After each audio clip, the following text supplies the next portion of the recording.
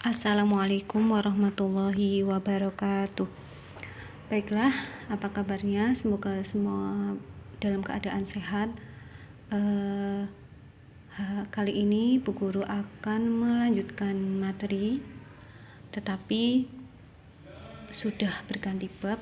Kemarin membahas Asmaul Husna, sekarang kita membahas bab berikutnya, yaitu Quran Hadis tentang menuntut ilmu. Baik, silakan buku paketnya bisa sambil dibuka.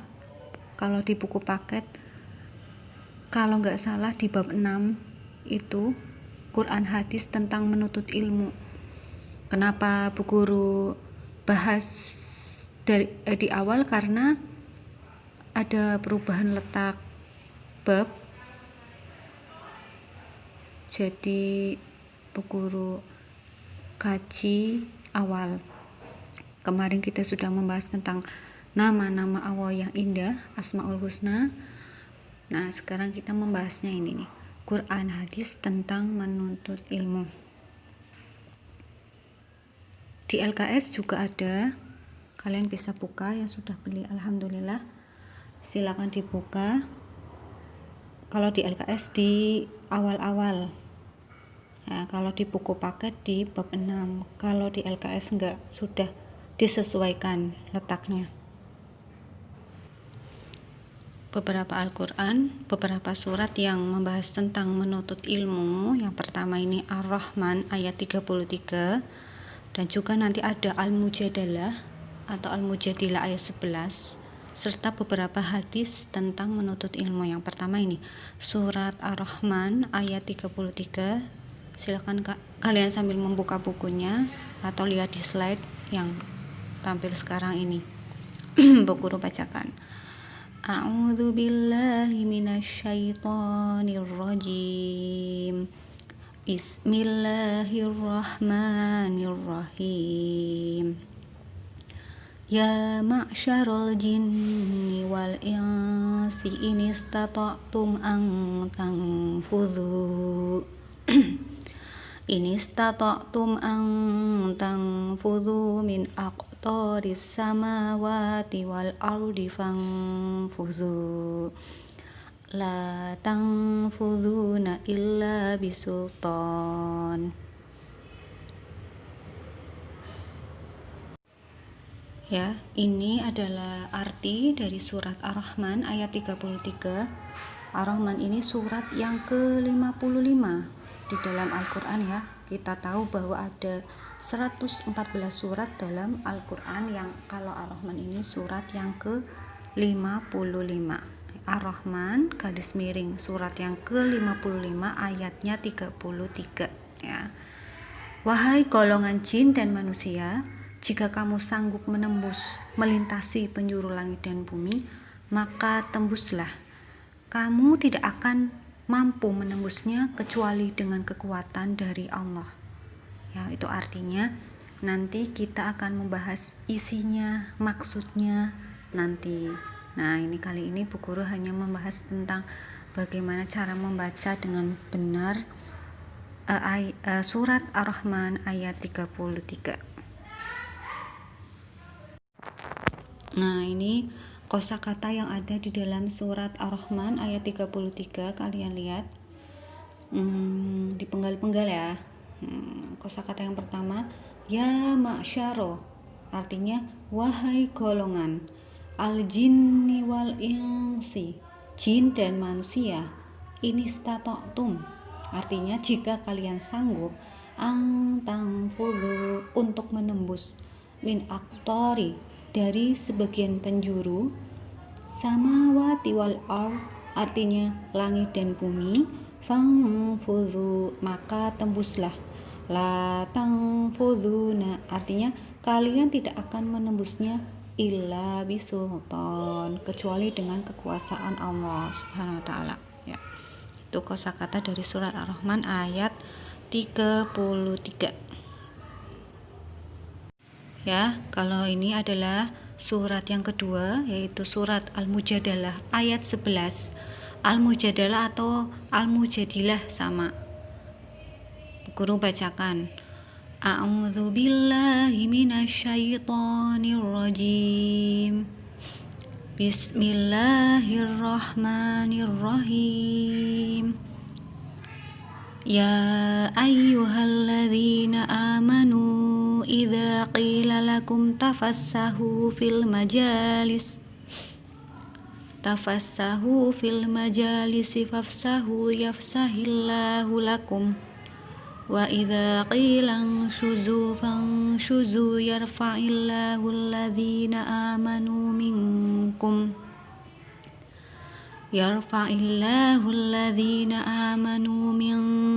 walladzina utul ilma darajat wallahu bima ta'maluna khabir. Shadaqallahul adzim. Itu surat Al-Mujadalah ayat 11. Oke.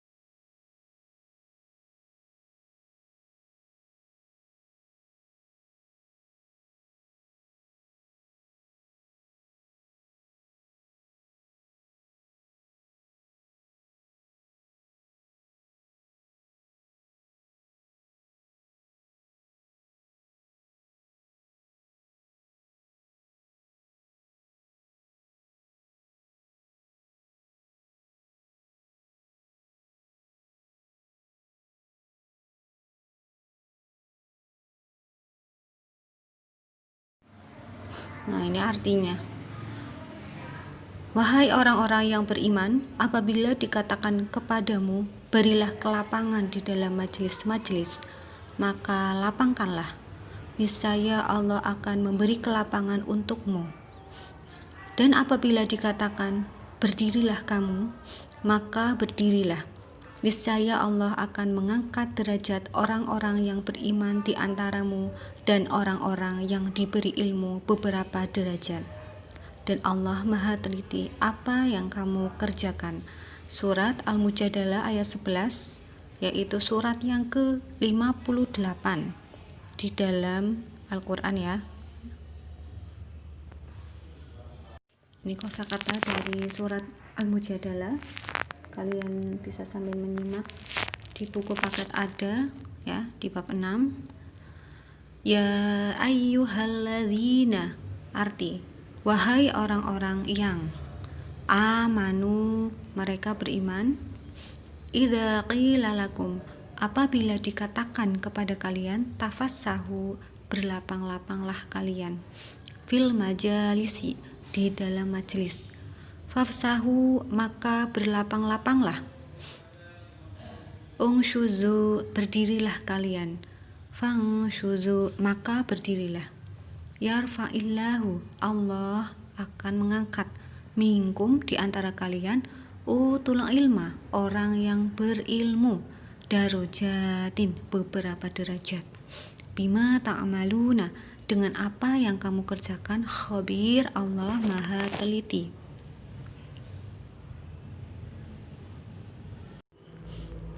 Nah, sekarang kita akan membahas tajwidnya ya. Kenapa harus kita belajar tajwid? Karena ketika kita membaca Al-Quran ya, wajib untuk menerapkan tajwid maupun huruf. Hukumnya wajib, fardhu ain ya. Jadi kita bahas biar kalau membaca Al-Quran itu tidak asal. Jangan sampai kita membaca Al-Quran harusnya mendapat pahala, malah mendapatkan dosa karena salah ketika membaca Al-Quran. Ada Al-Syamsiyah dan Al-Qamariyah. Pada slide ini ada Al-Syamsiyah, dilihat suatu lafadz mengandung bacaan Al-Syamsiyah apabila terdapat al, yaitu alif lam ya, diikuti salah satu dari huruf 14 huruf hijaiyah. Ta, sa, dal, zal, ro, zai, sin, shin, sol, dot, to, do, lam, nun. Nah, jadi ketika ada kamu lihat kalimat di dalam Al-Quran ada alif lam, kemudian bertemu dengan salah satu huruf ini nih yang ada di slide ini, nanti harus dibaca al-syamsiyah. Bagaimana cara membacanya? Nah, ini cara membacanya, kalian lihat, perhatikan contohnya. Ini yang pertama ada kalimat qul a'udzu birabbin nas. Nah, itu ada alif lam bertemu nun pada kata anas. Nah, ada al bertemu nun ya. Juga berikutnya alhaakumut takatsur, ada al bertemu ta, at-takatsur tadi di atas anas, yang di bawah at-takatsur. Lihat, ada al bertemu nun, untuk mempermudah itu ada tasjidnya itu ya. Jadi kita tidak boleh membaca seperti ini. Qul a'udzu birabbil nas. Lamnya itu tidak boleh dibaca seolah-olah lamnya itu tidak ada, ya kan? Birabbin nas, enggak ada lamnya. Begitupun alhaakumut takatsur, lamnya seperti tidak ada kan? Alhaakumut takatsur, tidak boleh dibaca alhaakumul takatsur, tidak boleh. Karena ini namanya al-syamsiyah. Nah, cara membaca nih di bawahnya. Alif lam semacam ini harus diidghamkan ya. Diidghamkan berarti dimasukkan alnya ke dalam huruf setelahnya. Maksudnya bunyi huruf lam hilang dan melebur ke dalam huruf berikutnya. Lamnya melebur ke dalam huruf nun ya. Qul a'udzu birabbin nas, lamnya melebur. Karena cara membacanya diidghamkan, maka sering disebut dengan idgham syamsiyah. Sedangkan dalam penulisannya, huruf-huruf syamsiyah selalu bertasjid bila didahului alif lam. Tuh, lihat ya kalian ya, nunnya bertasjid, taknya bertasjid. Itu untuk memudahkan kita agar kita tidak salah ketika membaca al-syamsiyah ya. Birabbin nas, nunnya bertasjid.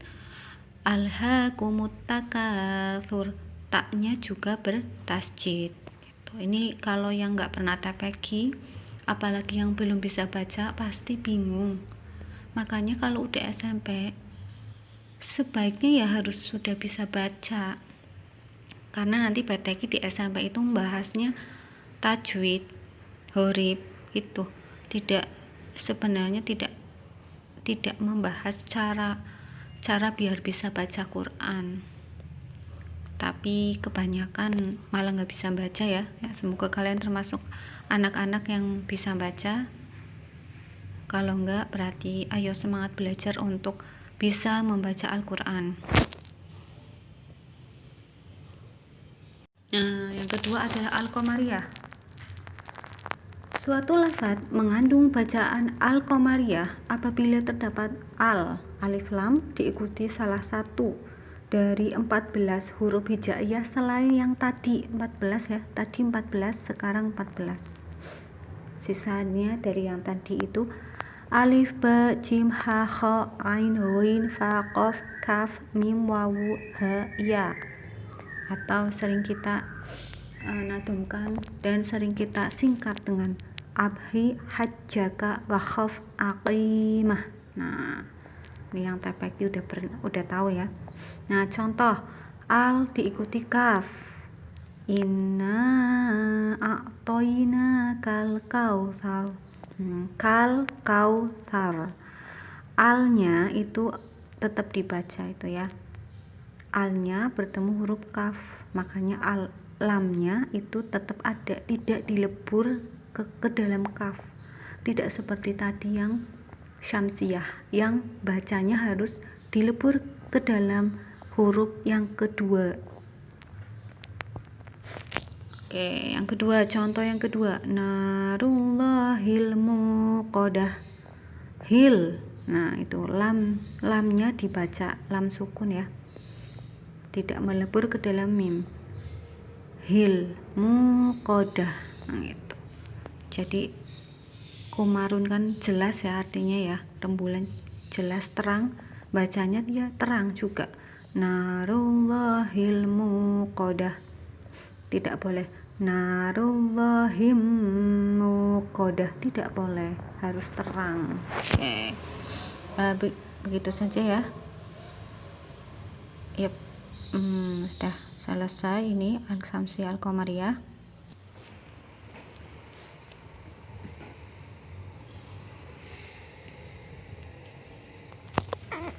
Ini ya. Jadi begitu ya materi Quran tentang menuntut ilmu. Nanti minggu depan kita sambung lagi dengan hadis serta isi kandungannya, maksudnya maksud dari ayat tadi itu bagaimana ya. Nah, sekarang kalian biasalah ringkas video tadi, tidak usah panjang-panjang. Satu lembar buku, hanya satu lembar ya, satu kaca buku nilai 100. Jadi yang penting rapi, ada bukti bahwa kamu mengikuti pelajaran agama, mendengarkan apa yang sudah Bu Guru sampaikan tadi. Semoga dapat pahala dari Allah ya. Kalau Allah ridho, kamu akan dimudahkan ketika menggapai cita-cita kamu. Gitu ya. Bu Guru akhiri. Assalamualaikum warahmatullahi wabarakatuh.